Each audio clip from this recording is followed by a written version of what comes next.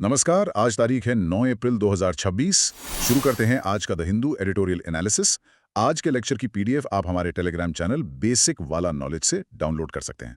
तो आज हम 3 बहुत ही महत्वपूर्ण मुद्दों पर एक डीप डाइव करने वाले हैं। बिल्कुल। और ये तीनों ही मुद्दे हमारे इकोनॉमी और पॉलिसी के अलग-अलग पहलुओं को टच करते हैं। सही कहा। तो पहला टॉपिक साइंस एंड टेक से जुड़ा है। कल्पक्कम में जो प्रोटोटाइप फास्ट ब्रीडर रिएक्टर है यानी पीएफबीआर, उसने क्रिटिकलिटी अचीव कर ली है। हम समझेंगे कि भारत का 3 स्टेज न्यूक्लियर प्रोग्राम आखिर कैसे काम करता है। हाँ, और दूसरा मुद्दा हमारा पॉलिटी एंड गवर्नेंस से है। जन विश्वास 2.0 बिल जो छोटे बिजनेस ऑफेंसेस को मतलब डीक्रिमिनलाइज करके ट्रस्ट बेस्ड कंप्लायंस को बढ़ावा दे रहा है। राइट। और आखिर में हम इकोनॉमी और एनवायरनमेंट के इंटरसेक्शन पर जाएंगे। देखेंगे कि टेक्सटाइल इंडस्ट्री पर बढ़ते तापमान का हीट स्ट्रेस का क्या खतरनाक असर हो रहा है और ये सप्लाई चेन के लिए एक थर्मोडायनेमिक बॉटलनेक कैसे बन गया है। तो चलिए शुरुआत करते हैं अपनी पहली बड़ी वैज्ञानिक उपलब्धि से। 6 अप्रैल को कल्पक्कम का पीएफबीआर क्रिटिकल हो गया। राइट, क्रिटिकलिटी शब्द सुन के थोड़ा डर लगता है ना, जैसे कुछ खतरनाक होने वाला हो। पर न्यूक्लियो फिजिक्स में ये एक बहुत बड़ा एक पॉजिटिव माइलस्टोन है। चलिए इसको थोड़ा विस्तार से समझते हैं। अगर मैं इसे एक एनालॉजी से समझाऊं तो जैसे कार का इंजन होता है, जब हम चाबी घुमाते हैं तो शुरू में बैटरी से पावर मिलती है। करेक्ट। पर एक बार इंजन स्टार्ट हो गया तो वो खुद चलने लगता है। हाँ बिल्कुल। तो क्या न्यूक्लियर क्रिटिकलिटी भी वैसी ही सेल्फ सस्टेनिंग चेन रिएक्शन है जहां एटम्स का टूटना एक लगातार साइकिल बन जाता है? यहाँ सबसे दिलचस्प बात यह है कि आपका कार वाला उदाहरण बिल्कुल सटीक है। जब एक यूरेनियम या प्लूटोनियम का न्यूक्लियस टूटता है तो वो न्यूट्रॉन्स रिलीज करता है। फिर वो न्यूट्रॉन्स आगे जाकर दूसरे न्यूक्लियाई को तोड़ते हैं। अच्छा। और जब ये प्रोसेस एक स्टेडी रेट पर होने लगे बिना किसी एक्सटर्नल पुश के, तो हम कहते हैं रिएक्टर क्रिटिकल हो गया है। पर देखिए, ये सिर्फ पहला कदम है। राइट, मतलब तुरंत बिजली नहीं बनने लगती। बिल्कुल नहीं। इसके बाद महीनों तक सेफ्टी पैरामीटर्स चेक होते हैं, तब जाकर इसे कमर्शियल ग्रिड से जोड़ा जाता है। लेकिन इस पीएफबीआर की एक बहुत खास बात है, इसकी ब्रीडिंग क्षमता। अगर होमी भाभा के 3 स्टेज न्यूक्लियर प्रोग्राम के हिसाब से देखा जाए तो ये पीएफबीआर दूसरा स्टेज है। पहला स्टेज तो नेचुरल यूरेनियम वाले रिएक्टर्स थे। पर एक बेसिक सवाल है। हाँ, पूछिए। हम इतना कॉम्प्लेक्स 3 स्टेज प्रोग्राम चला ही क्यों रहे हैं? दुनिया के बाकी देश तो सीधे यूरेनियम से पावर बनाते हैं, है ना? क्योंकि हमारे पास नेचुरल यूरेनियम उतना है ही नहीं। भारत के पास जो सबसे बड़ा खजाना है वो है thorium. Oh right, thorium reserves. हाँ, तो होमी भाभा जी का विजन था कि अगर हमें एनर्जी इंडिपेंडेंस चाहिए तो थोरियम का यूज करना पड़ेगा। पर प्रॉब्लम यह है कि थोरियम सीधे फ्यूल की तरह नहीं चलता, उसे फिसाइल मटेरियल में बदलना पड़ता है। तो इसीलिए हम पहले स्टेज में नेचुरल यूरेनियम यूज करते हैं। सही पकड़ा आपने। पहले स्टेज के PHRW रिएक्टर्स में यूरेनियम जलाकर बिजली बनती है और बाई प्रोडक्ट में निकलता है प्लूटोनियम। अब आता है दूसरा स्टेज, यानी ये FBR, जिसे फास्ट ब्रीडर रिएक्टर कहते हैं। पर इसे ब्रीडर क्यों कहते हैं? क्योंकि ये जितना फ्यूल कंज्यूम करता है उससे ज्यादा नया फ्यूल पैदा करता है, यानी ब्रीड करता है। वेट, सच में? ये तो किसी जादुई चूल्हे जैसा हो गया। मतलब लकड़ी डाली, आग जई और राख के बजाय और अच्छी क्वालिटी का कोयला मिल गया। हाँ, हंसी आती है सुनकर, पर टेक्निकल टर्म्स में बिल्कुल यही होता है। और इसके आगे जो फास्ट शब्द लगा है ना, उसका भी एक रीजन है। हाँ, फास्ट क्यों? देखिए, आम रिएक्टर्स में न्यूट्रॉन्स को स्लो करने के लिए पानी का इस्तेमाल होता है, लेकिन यहाँ हमारा टारगेट ट्रांसम्यूटेशन है, यानी नॉन फिसाइल मटेरियल को प्लूटोनियम में बदलना। इसके लिए फास्ट न्यूट्रॉन्स चाहिए। अच्छा, मतलब न्यूट्रॉन्स को बिना स्लो किए टकराना होता है? बिल्कुल। अगर पानी डालेंगे तो न्यूट्रॉन्स स्लो हो जाएंगे और ये ब्रीडिंग रुक जाएगी। तो अगर पानी नहीं यूज कर सकते तो इस इतने गर्म रिएक्टर को ठंडा कैसे लगते हैं? कूलेंट क्या होता है फिर? यहाँ आता है सबसे बड़ा इंजीनियरिंग चैलेंज। इसमें लिक्विड सोडियम का इस्तेमाल होता है, कूलेंट की तरह। Liquid sodium? हाँ, पर मैंने स्कूल में पढ़ा था कि सोडियम हवा और पानी के साथ बहुत वायलेंटली रिएक्ट करता है। सही याद है आपको। हवा या पानी के टच में आते ही लिक्विड सोडियम आग पकड़ लेता है। इसीलिए इस पूरे रिएक्टर के पाइप्स और टैंक्स को परफेक्टली सील करना पड़ता है। अरे बाप रे, एक छोटी सी लीक और पूरा प्लांट तबाह। हाँ, जापान और फ्रांस जैसे देशों ने भी ये ट्राई किया था, पर लीक्स की वजह से उन्हें अपने प्लांट्स बंद करने पड़े। ये तो बहुत रिस्की लग रहा है। तो यहाँ एक प्रैक्टिकल सवाल उठता है। आजकल विंड और सोलर पावर इतने सस्ते हो गए, तो इस पीएफबीआर जैसे डेंजरस और एक्सपेंसिव प्रोजेक्ट पे इतना पैसा क्यों लगाना? मैंने पढ़ा था कि इसका बजट 8,181 करोड़ तक पहुंच गया है। सही बात है, और ये अपने शेड्यूल से करीब 16 साल पीछे चल रहा है। वही तो, 16 साल का डिले। अगर सोलर सस्ता है तो इस एक्सपेरिमेंट की जरूरत क्या है? इसका सीधा सा जवाब नेट जीरो 2070 के लक्ष्य में छुपा है। देखिए, सोलर और विंड दोनों वेदर डिपेंडेंट है। रात को या बिना हवा वाले दिन पूरे देश की ग्रिड को चलाने के लिए एक बेस लोड पावर चाहिए होती है, जो 24 घंटे सातों दिन चल सके। एग्जैक्टली। और दूसरी बात जमीन की है। एक यूनिट इलेक्ट्रिसिटी प्रोड्यूस करने के लिए सोलर को न्यूक्लियर के मुकाबले करीब 6 गुना ज्यादा जमीन चाहिए। ओह वाओ, 6 गुना? ये तो टेंसली पॉपुलेटेड देश के लिए एक इशू है। हाँ, जहाँ हमें फॉरेस्ट और बायोडाइवर्सिटी भी बचानी है। लेकिन हाँ, आपकी बात बिल्कुल वैलिड है कि डिलेज और ओवर बजट होना एक बहुत बड़ा कंसर्न है। और इन डिलेज के पीछे सिर्फ टेक्निकल चैलेंजेस नहीं है, यहाँ एक बड़ा एडमिनिस्ट्रेटिव इशू भी है, एक तरह का एडमिनिस्ट्रेटिव शॉर्ट सर्किट। आप ARB और DAE के ओवरलैपिंग पावर्स की बात कर रहे हैं ना? बिल्कुल। एटॉमिक एनर्जी रेगुलेटरी बोर्ड जो रेगुलेटर है और डिपार्टमेंट ऑफ एटॉमिक एनर्जी जो प्रमोटर है, ये दोनों सीधे एटॉमिक एनर्जी कमीशन को रिपोर्ट करते हैं। ये तो वही बात हो गई कि क्रिकेट मैच में एक खिलाड़ी खुद ही अंपायर बन जाए। यहाँ सबसे दिलचस्प बात यह है कि आपने बिल्कुल कोर इशू पकड़ा।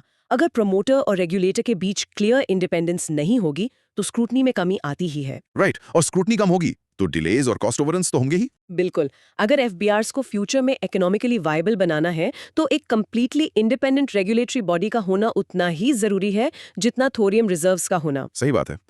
तो इस सब का असल मतलब क्या है कि रेगुलेटरी फ्रेमवर्क क्लियर होना चाहिए। और पिछले टॉपिक से ये बात लिंक होती है हमारे दूसरे टॉपिक से। सिर्फ न्यूक्लियर सेक्टर में ही नहीं, हमारे पूरे बिजनेस एनवायरनमेंट में इस क्लैरिटी की जरूरत थी जिसे जन विश्वास 2.0 बिल एड्रेस कर रहा है। हाँ, कंप्लायंस बर्डन आम बिजनेस के लिए एक पहाड़ जैसी समस्या रही है। सोचिए, एक MSME ओनर को अपनी फैक्ट्री चलानी है, पर उसका आधा ध्यान इस डर में रहता था कि किसी फर्म में एक माइनर सी गलती हो गई तो इंस्पेक्टर आ जाएगा और प्रोसीजरल चूक के लिए सीधा क्रिमिनल केस दर्ज हो सकता था। जेल भी हो सकती थी। तुलना की आपने। इस फियस साइकोसिस ने, यानी इस डर के माहौल ने, बिजनेस एनवायरनमेंट को पूरी तरह पैरालाइज कर रखा था। CII यानी कॉन्फेडरेशन ऑफ इंडियन इंडस्ट्री सालों से इसके खिलाफ एडवोकेट कर रही थी। तो अब ये जन विश्वास 2.0 इस इंस्पेक्टर राज को टेक्निकली खत्म कैसे कर रहा है? देखिए, इस बिल का स्कोप बहुत बड़ा है। ये 23 अलग अलग मिनिस्ट्रीज के 79 सेंट्रल एक्ट्स को अमेंड करता है और इसमें लगभग 784 प्रोविजंस बदले गए हैं। अच्छा। और सबसे बड़ी बात, 717 माइनर ऑफेंसेस को अपराध की श्रेणी से पूरी तरह बाहर कर दिया गया है, यानी डीक्रिमिनलाइज कर दिया गया है। इसमें एक महत्वपूर्ण टेक्निकल शिफ्ट ये है कि फाइन्स को हटाकर पेनाल्टीज में बदला गया है। वेट, फाइन्स और पेनल्टीज, आम भाषा में तो दोनों जुर्माना ही लगते हैं। इस टेक्निकल फर्क से ग्राउंड पर क्या बदलेगा? कानूनी भाषा में इन दोनों में जमीन आसमान का अंतर है। अगर कानून में फाइन लिखा है तो उसका मतलब है कि फाइन सिर्फ कोर्ट या जज लगा सकता है। ओह, यानी कोर्ट के चक्कर लगाने पड़ेंगे, वकील करो, सालों केस लड़ो। बिल्कुल। जबकि पेनल्टी एक एडमिनिस्ट्रेटिव एक्शन है। एक एग्जीक्यूटिव ऑफिसर नोटिस देकर ट्रांसपेरेंट प्रोसेस के थ्रू तुरंत पेनल्टी लगा सकता है। तो इससे तो कोर्ट सिस्टम का बोझ काफी कम हो जाएगा। बहुत ज्यादा। देश में इस वक्त लगभग 5 करोड़ केसेस पेंडिंग है अदालतों में। इनमें से लाखों केसेस सिर्फ इन छोटी प्रोसीजरल गलतियों के थे। अब जुडिशरी अपना वक्त संगीन अपराधों पर दे पाएगी। पर यहाँ एक पुशबैक दिमाग में आता है। अगर सारे कानून इतने हल्के कर दिए जाएंगे तो क्या बड़ी कंपनियां सेफ्टी रूल्स या एनवायरनमेंट नॉर्म्स को नजरअंदाज नहीं करने लगेंगी? मतलब अगर जेल जाने का डर ही नहीं रहा तो लोग कंप्लायंस आखिर करेंगे ही क्यों? अगर हम इसको बड़े पैमाने पर देखें तो ये चिंता वैलिड लगती है, पर बिल इस तरह डिजाइन नहीं हुआ है। डिक्रिमिनलाइजेशन सिर्फ उन गलतियों के लिए है जहां मालाफाइड इंटेंट नहीं था। मतलब जहां जानबूझकर कोई धोखाधड़ी नहीं की गई हो। सही कहा। अगर कोई डेलिबरेटली फ्रॉड करता है या फैक्ट्री की सेफ्टी के साथ खिलवाड़ करता है तो जेल टर्म बरकरार है। ये सिस्टम ट्रस्ट बेस्ड कंप्लायंस पर टिका है। पहली गलती पर वार्निंग या छोटी पेनल्टी। यानी डराने के बजाय विश्वास दिखाना। बिल्कुल। जब सरकार ट्रस्ट दिखाती है तो वॉलंटरी कंप्लायंस बढ़ता है। तो एक तरफ बिजनेस रूल्स आसान हो रहे हैं, ट्रस्ट बढ़ रहा है, और दूसरी तरफ ग्लोबल लेवल पर देखें तो बांग्लादेश जैसे देशों में पॉलिटिकल इंस्टेबिलिटी है। इन सब का नतीजा ये हुआ है कि भारत में टेक्सटाइल और मैन्युफैक्चरिंग ऑर्डर्स का एक बड़ा उछाल आया है। हाँ, तिरुपुर और बेंगलुरु जैसी जगहों पर ऑर्डर्स सर्ज कर रहे हैं। लेकिन ये मैन्युफैक्चरिंग सर्ज किसी ख्याली दुनिया में नहीं, ग्राउंड पर चल रहा है। और यहीं से हम अपने तीसरे टॉपिक की तरफ बढ़ते हैं। फैक्ट्रीज बढ़ रही हैं, प्रोडक्शन बढ़ रहा है, पर हमारा बढ़ता तापमान इन फैक्ट्रीज के लिए एक बहुत बड़ा थर्मोडायनामिक बॉटलनेक बन गया है। ये एक ऐसी सच्ची ग्राउंड रियलिटी है जो GDP के किसी एक्सेल शीट में नजर नहीं आती। हम सप्लाई चेन मैनेजमेंट बंद एसी कमरों में करते हैं, पर जमीन पर ये पूरी चेन उन इंसानी शरीरों पर टिकी है जो इन फैक्ट्रीज में काम करते हैं। यहाँ एक बहुत ही हैरान करने वाली बात आती है। जैसे जब बाहर 40 डिग्री तापमान होता है तो वो टिन की छत वाली फैक्ट्रीज तो किसी भट्टी या फर्नेस में बदल जाती होंगी। बिल्कुल।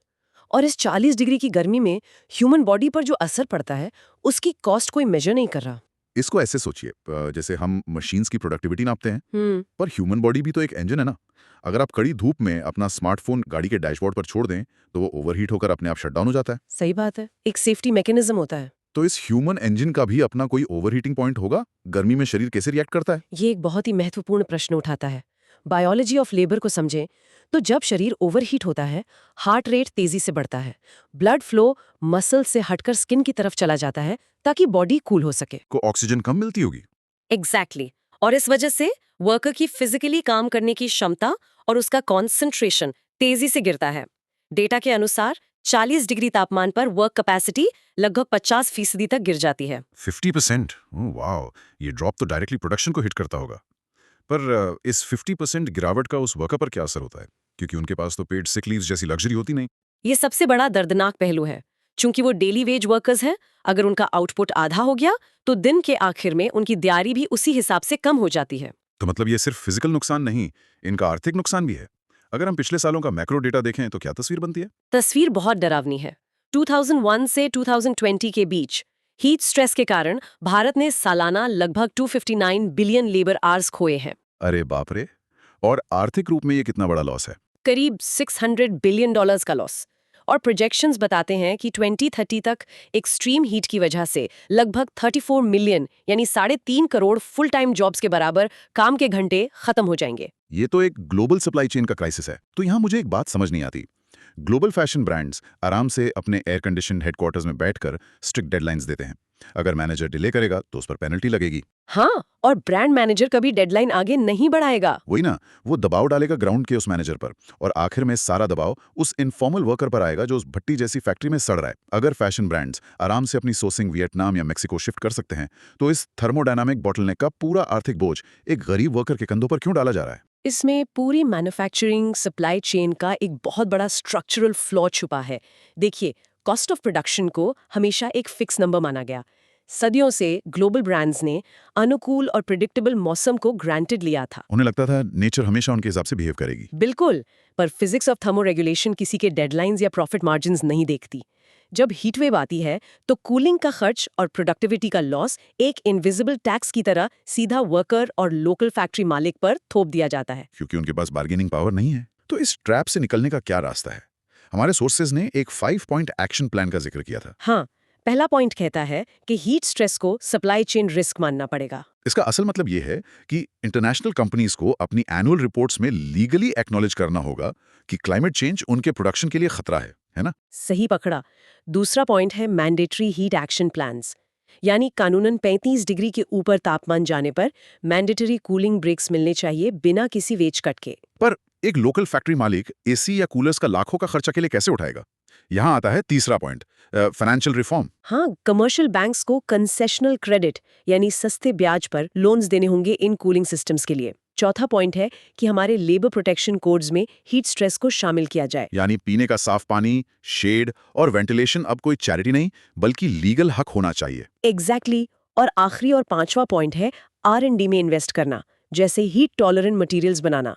और सबसे जरूरी बात, इंटरनेशनल बायर्स को इस एडेप्टेशन कॉस्ट का हिस्सा बनना ही पड़ेगा। राइट। वो सिर्फ सस्ते श्रम का फायदा उठाकर भाग नहीं सकते, उन्हें फेयर प्राइसिंग और बेटर डेडलाइंस देनी होंगी। बिल्कुल, इंटरनेशनल बायर्स को समझना होगा कि मशीन्स को बड़ा कर लोगे, कंप्लायंस आसान कर लोगे, पर इंसानी बायोलॉजी की लिमिट्स को कोई बाईपास नहीं कर सकता। तो चलिए अब इस पूरे विश्लेषण के सभी कनेक्टिंग डॉट्स को एक साथ रखा जाए। आज हमने भारत की ग्रोथ स्टोरी के 3 बड़े बॉटलनेक्स को समझा। हाँ, पहला था होमी भाभा के 3 स्टेज न्यूक्लियर सपने की वास्तविकता, जहां हमने देखा कि एफबीआर्स के डिले को रोकने के लिए इंडिपेंडेंट रेगुलेटरी सिस्टम्स की जरूरत है। और दूसरा जन विश्वास 2.0 बिल, जिसने दिखाया कि बिजनेस को तेजी से आगे बढ़ाने के लिए छोटे एंटरप्रेन्योर्स पर विश्वास करना और इंस्पेक्टर राज को टेक्निकली खत्म करना कितना जरूरी है। और तीसरा और सबसे अहम मुद्दा कि इन सभी इकोनॉमिक एम्बिशंस की नींव में ह्यूमन लेबर है।